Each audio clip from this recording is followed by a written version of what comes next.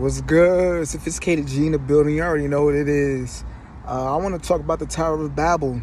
So I'm going to read Genesis chapter 11, 1 through 9. We're going to talk about it. We're going to see what's up with this. Right? So I'm going to read. I'm about to get right into it. Now the whole earth had one language and one speech. And it came to pass as they journeyed from the east that they found a plain in the land of Shinar. And they dwelt there. Then they said to one another, "Come, let us make bricks and bake them thoroughly." They had brick for stone, and they had asphalt for mortar. And then they said, "Come, let us build ourselves a city and a tower whose top is in the heavens. Let us make a name for ourselves, lest we be scattered abroad over the whole face of the earth." But the Lord came down to see the city and the tower which the sons of men had built. And the Lord said, "Indeed, the people are one, and they all have one language, and this is what they begin to do. Now nothing that's funny. Now nothing that they propose to do will be withheld from them.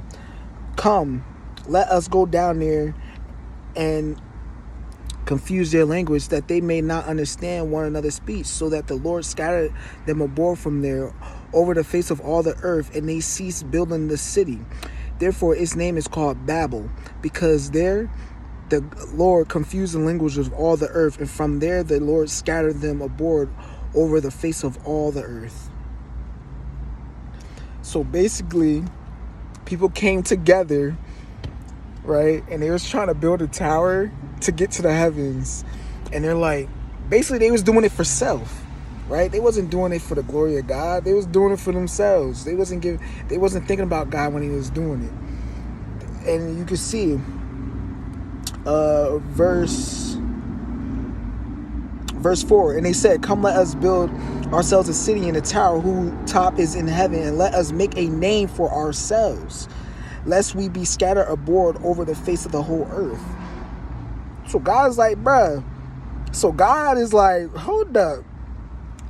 I give y'all one language, and this is what y'all begin to do? Out of all the things that y'all could be doing, y'all trying to build a tower to create a name for yourselves? Like, what? This is what y'all come up with? Really? I bet. We're going to confuse it. We're going to change all the languages. So that's what he did. He changed the languages, and it stopped. The plan stopped. You feel me?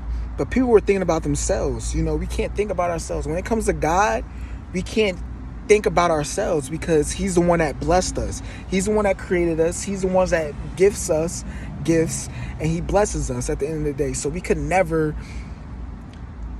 just shut out God or not involve God or include God. No matter what you do, you have to give thanks, and you have to bow down and revere God, like, because we are nothing without him, right? So that's basically what the whole moral of this story is. It's like, yo, we're nothing without God, and you will be humbled. If you get cocky, you get arrogant, you'll be humbled with like that. You'll be humbled quickly. So it's cool to remain humble. Keep God first, and don't forget to give glory to God in all that you do. In all that you do, you give God his glory first. You know, I just want to thank God. You feel me? You feel me? When you get that reward, I just want to thank God and give him all his glory, because I am nothing without him. This would not have been possible without him blessing me with the gifts in order for me to even achieve this award. Right? So we can't forget that, right? We always have to continuously give thanks, and we can't take things for granted, right? Because it can be taken away from us, or we might not prosper the way we think we will with the gifts that God has blessed us with. You feel me? So you just gotta keep that in mind. Just keep that in mind. Keep God first. Give him his glory, because it's only right. You feel me? He's the creator. It's only right. You feel me? It's only right. But I'm gonna leave y'all with that. You already know what it is. Sophisticated G. Salute.